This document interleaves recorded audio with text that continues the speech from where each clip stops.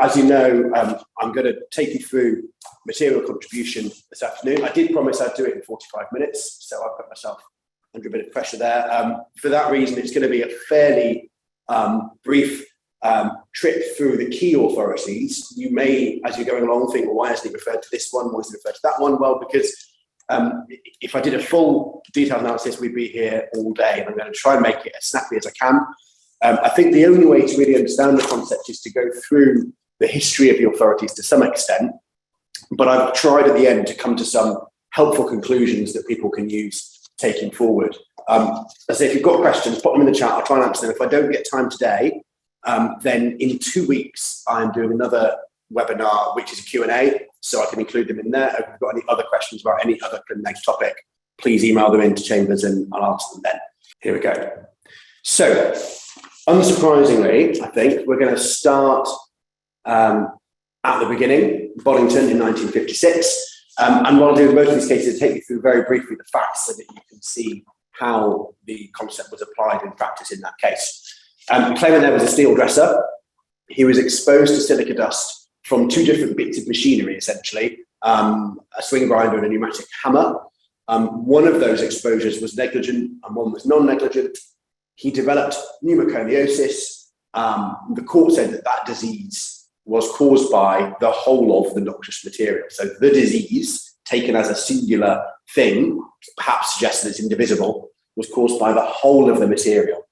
And of course, if there's two sources of two causes for the disease and the injury cannot be attributed to one or the other, then material contribution applies. And this is my little equation that I use here. A and B together equal the injury. However, we have to be cautious with this because we now know that the more silica, and I'm not a disease lawyer, so I'm pushing at the edge of my expertise here, but we now know that the more silica dust that's inhaled, the more insult the body suffers and the more severe the disability is. So in fact, this is a divisible injury.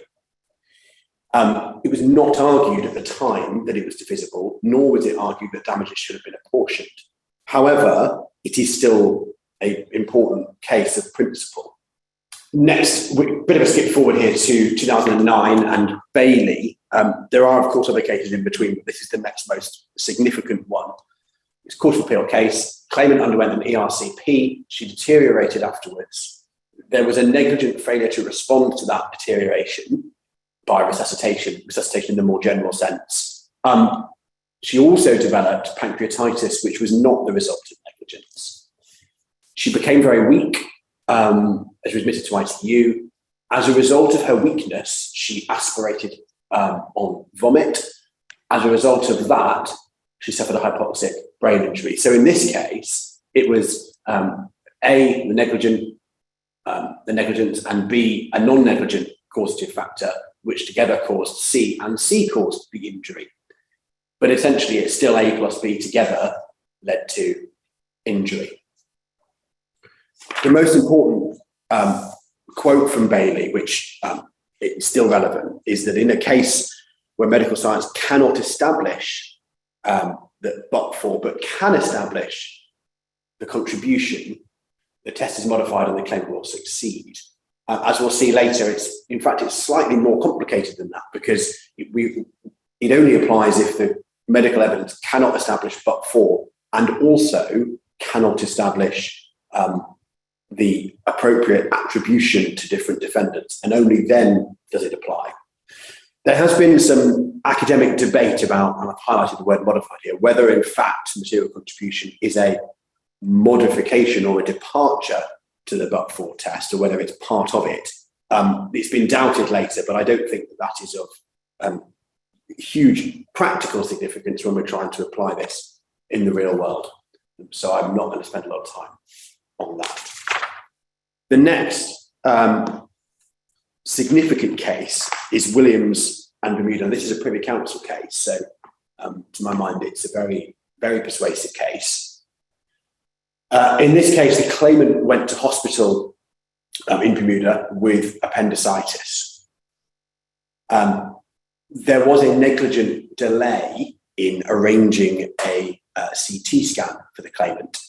That delay led to a delay in the claimant undergoing surgery. His appendix ruptured, and it was found that that would have happened in any event.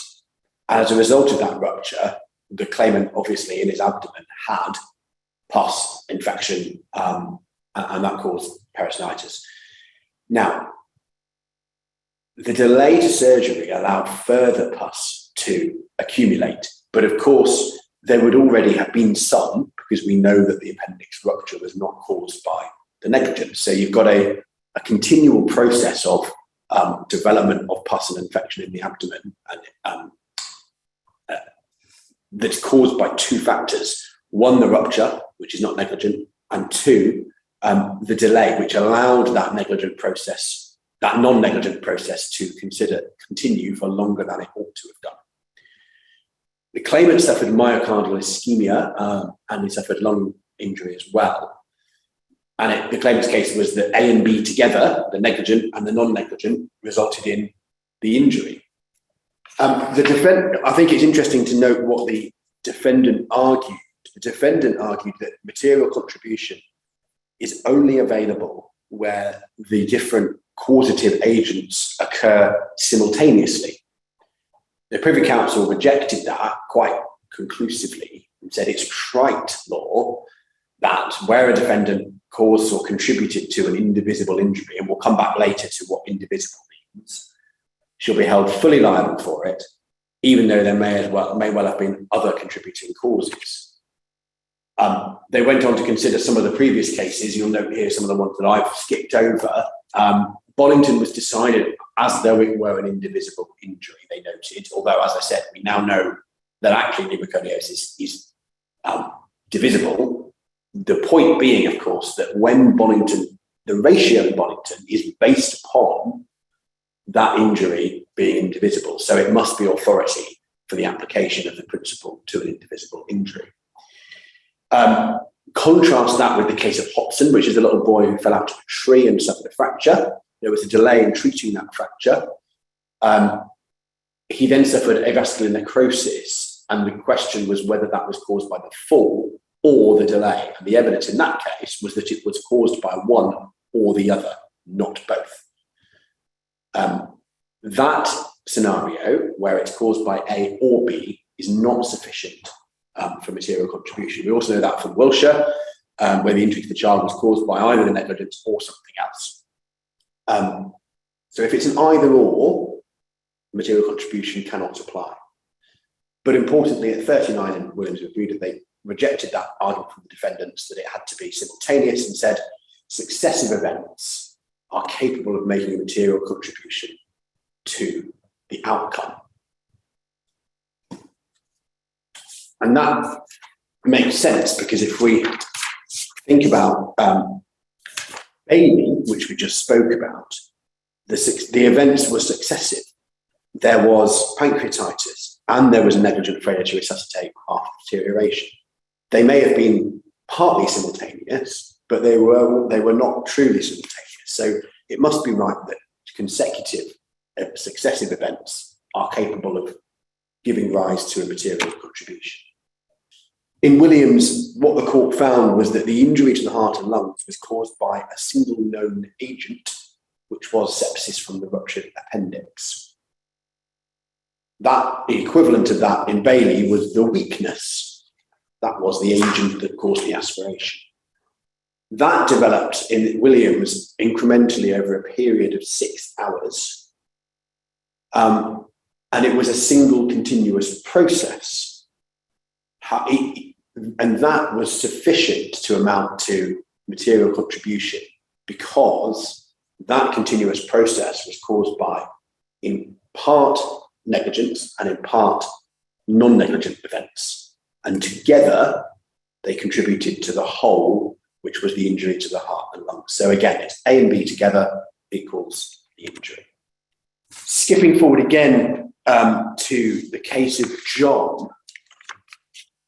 This was 2016 High Court case where the claimant suffered a fall at home, if I remember rightly, and he suffered a brain injury. The negligence in that case was that there was a delay in arranging an MRI to investigate that brain injury. The claimant's case was that as a result, there was a period of raised intracranial pressure. Importantly, once the intracranial pressure was identified and operated on, he then suffered a post-operative infection. That was a non-negligent infection, and it was much later.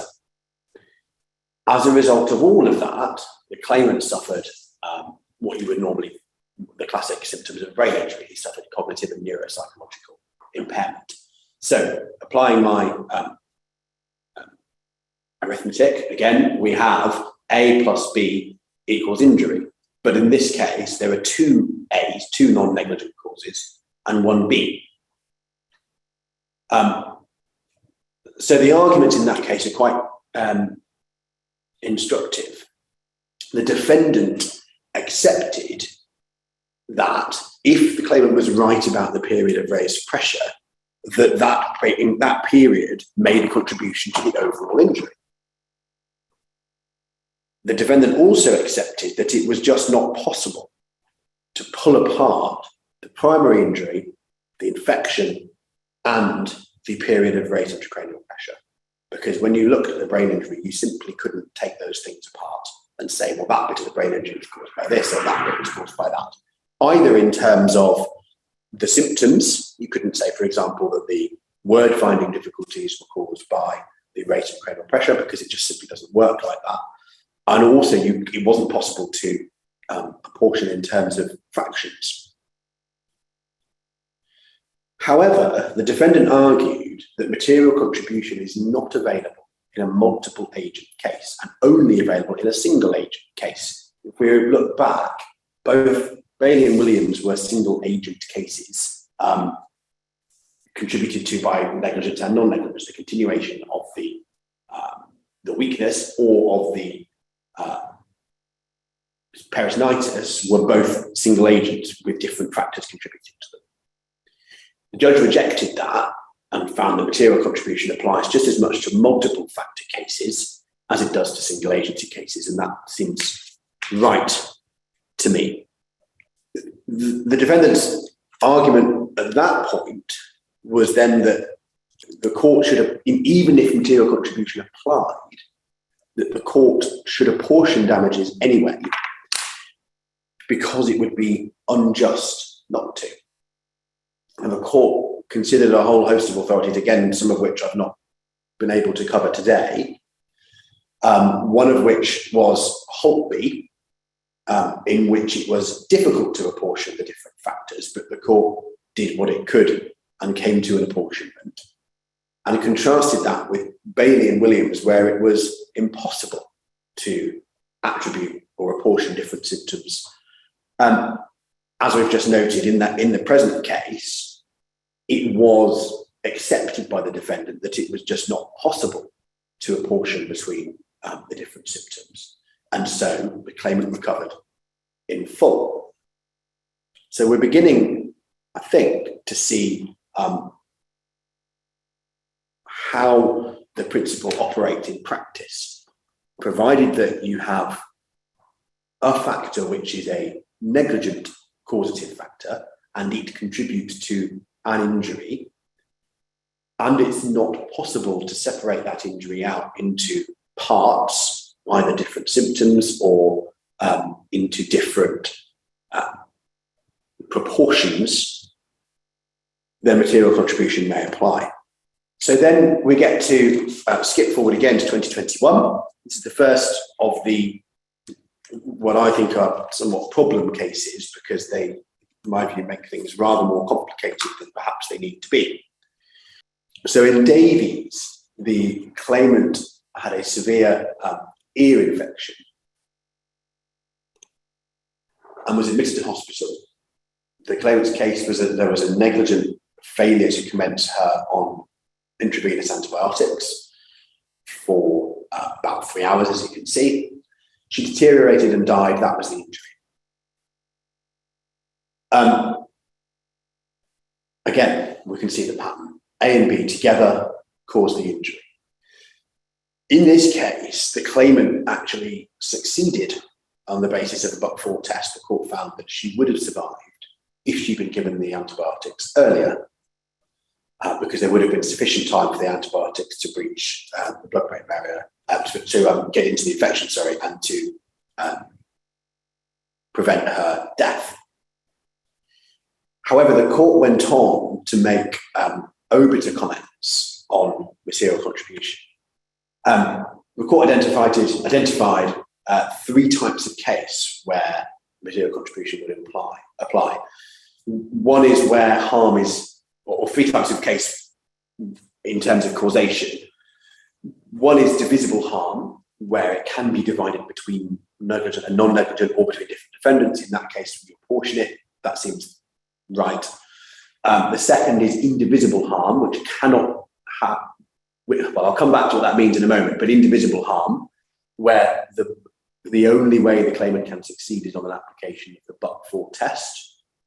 And the third was expressed in this very tight way, which was where 2 defendants cause an indivisible injury and it's impossible to attribute.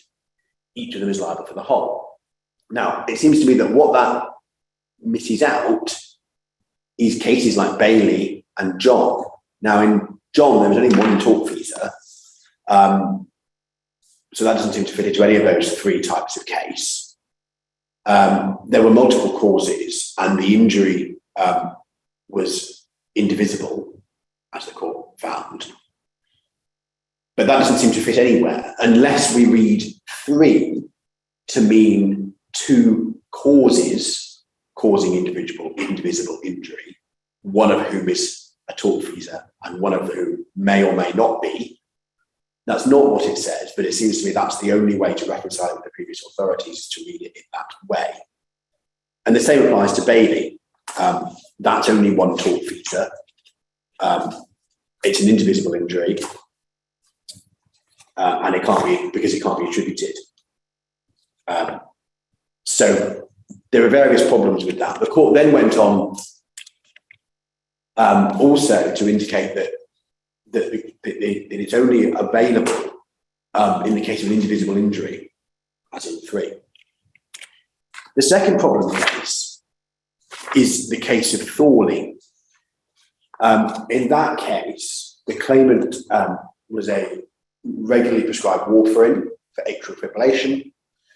As is seen quite common, I've seen very, very similar cases a number of times. It was stopped for surgery. I say it's not restarted, it's slightly more complicated than that, but just to keep things simple, it wasn't restarted in an appropriate fashion, at an appropriate dose, at an appropriate time. As a result of that, following the lack of warfarin, the claimant suffered an ischemic stroke, i.e. a thrombosis, a thrombus, which travelled through his arteries to his brain, caused an ischemic injury from lack of blood supply. Interestingly, the claimant in that case accepted that the injury was indivisible. Now, that may or may not be right, and I'll come back to that in a moment. In fact, the court found that there was no breach, so these comments are obiter. However, what the court found was that material contribution is not available where there is a single tortfeasor and an indivisible injury.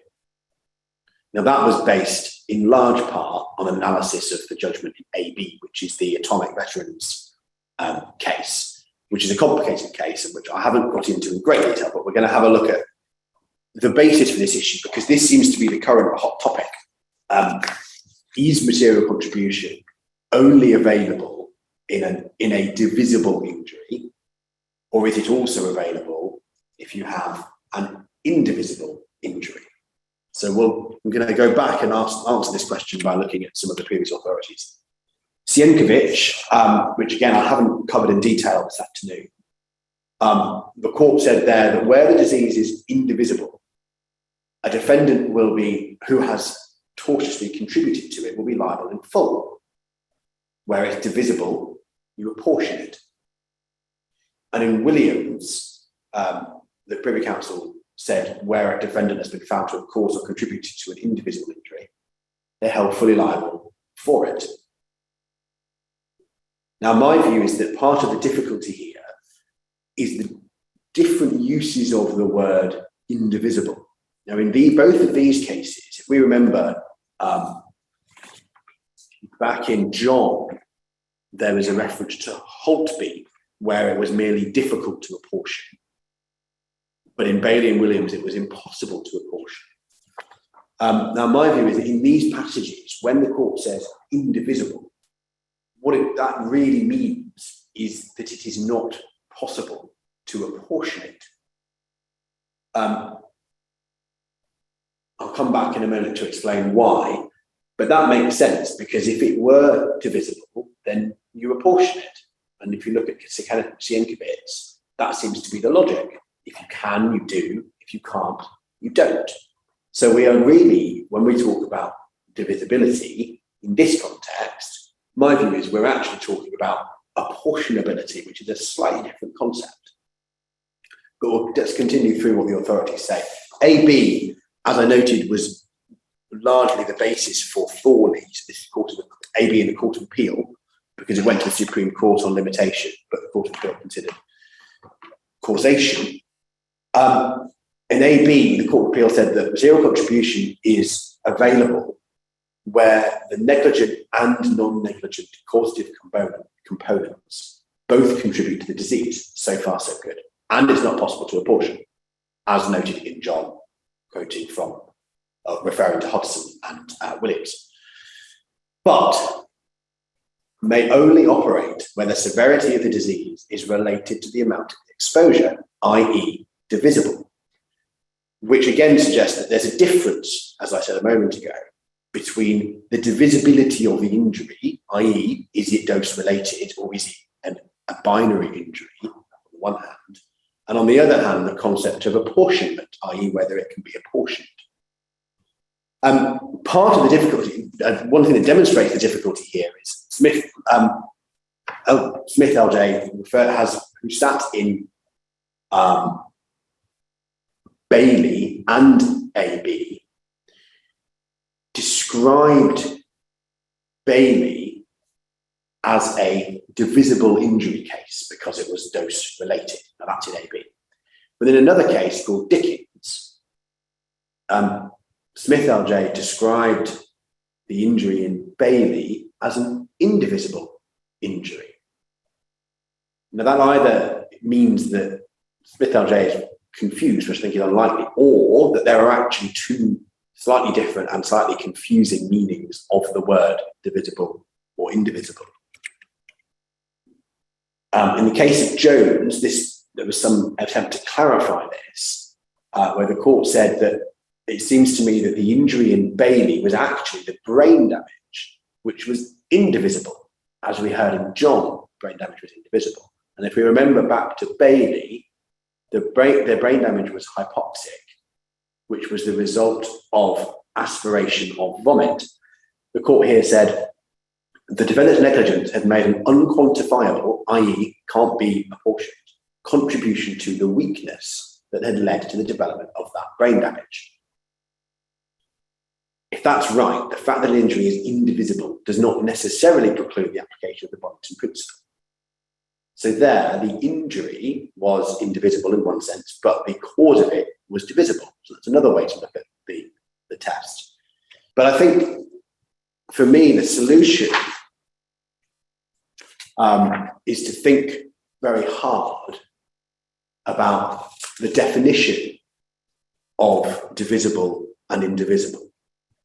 If we remember the disease cases where this all comes from, an indivisible injury is one which is not dose related. It doesn't get more significant the more you are exposed to the thing. It would be, for the ideal example is a disease that is caused by a single fibre of asbestos, because once that fibre has caused the disease, you have the disease, and that is the end of it. There's no degree. You can have different severities of the disease, but that's not related to the dose. You've got it or you haven't got it. one fibre has caused it or one fibre hasn't caused it. Like in Wiltshire, the cause is one thing or another thing. It cannot have two causes. Same as in Hodson, which is the fall from the tree. The cause was either the fall or the delay. An indivisible injury is a genuinely binary injury.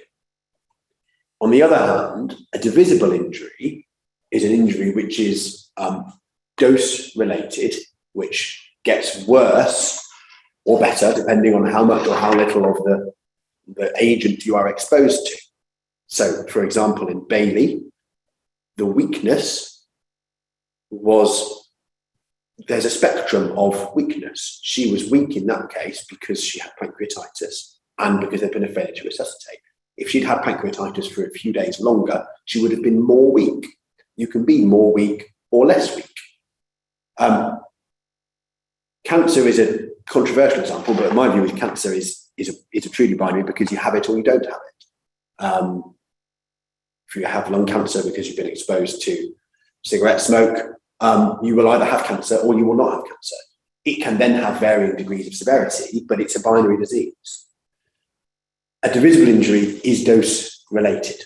So if we know that, then the next question is, well, if it can be divided, if it's divisible, if it has different causes, then why don't we divide it up between those causes? Well, the answer is to go all the way back to Bailey, and the answer is that because medical science cannot establish the probability, but can establish that the contribution was more than negligible. And in John, it's clarified, made clear, that it must be impossible, not just difficult, to attribute between the different causes. So, what does all of that mean? Well, let's think about what is actually an indivisible injury. As I said a minute ago, cancer probably depends on the cancer. But if you think about a group of cells either mutate in such a way that they fail to die off in the way they're supposed to, and you have cancer, or you don't. Death has been said to be indivisible, because it's binary. You're either dead or you're not dead. That's very clear. However, what about, we very often see, it's quite common to see causes of death on death certificate that are multiple. And someone's death may be contributed to by multiple factors: blood loss, sepsis, peritonitis. Now, this is a very difficult argument because on the one hand, yes, it can be contributed to by different factors, and you could have different extents of peritonitis. But on the other hand, the peritonitis either will cause death or it won't cause death. So I'm afraid there are some areas in which the answer is somewhat unclear, and I think that really it's going to depend on the fact and the medical evidence in an individual case, what the answer is. A brain injury, in my view, depends on the cause. If it's purely traumatic, from a car accident or something like that, or a fall, is likely to be indivisible. But as we saw in John, it could then become divisible if it's also then contributed to by other factors.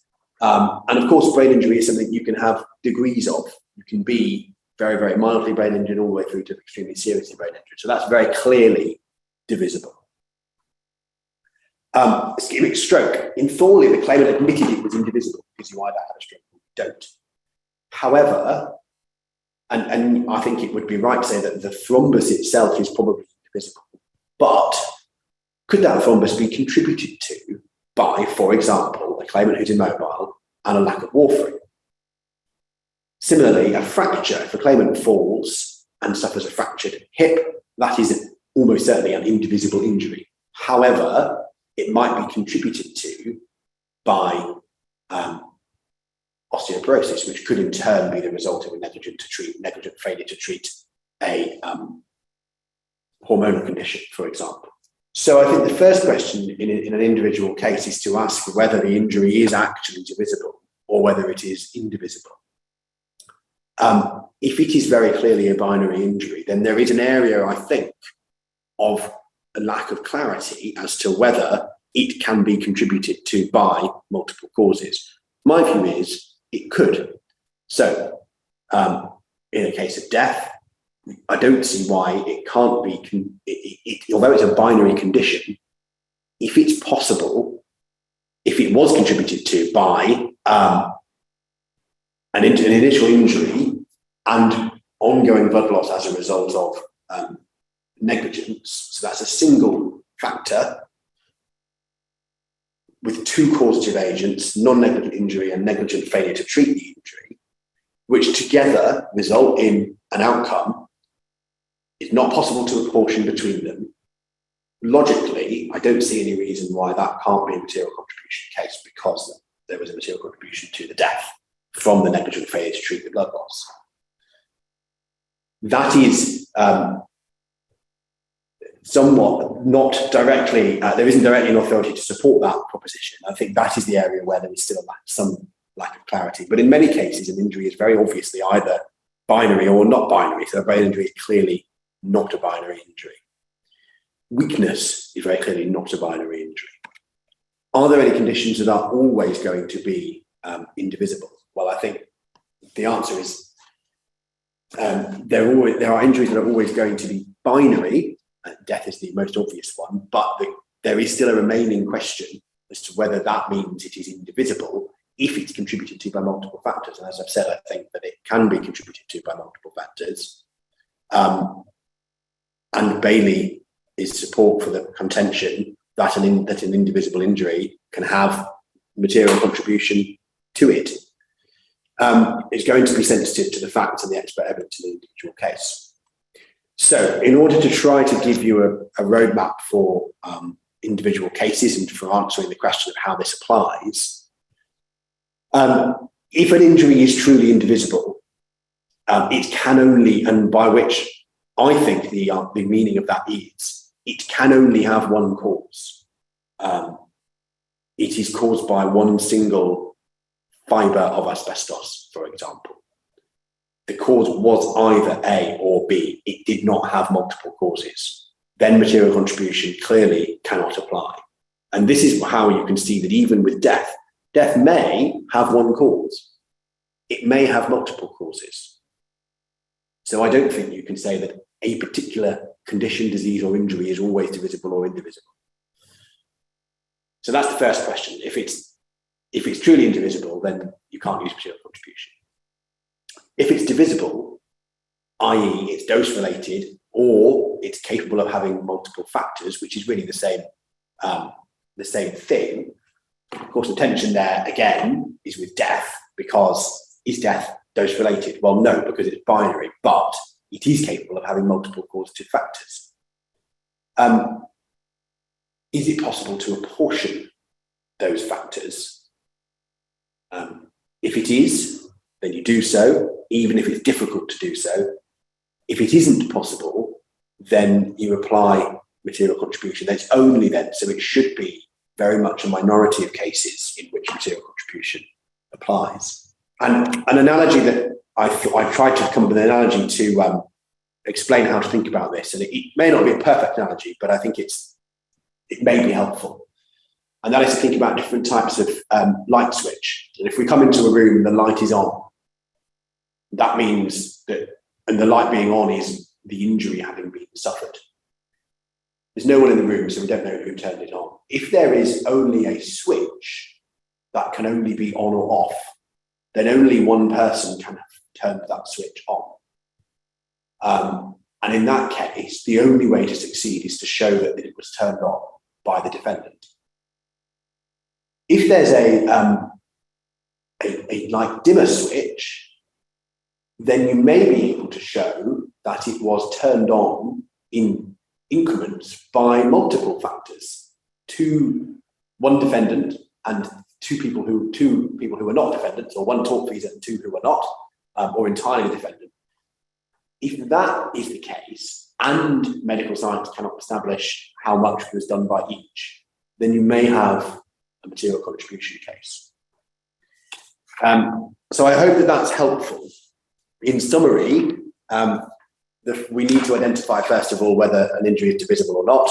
If it's clearly indivisible, material contribution doesn't apply. If it's clearly divisible, then it might do. If medical science cannot apportion between the different causes.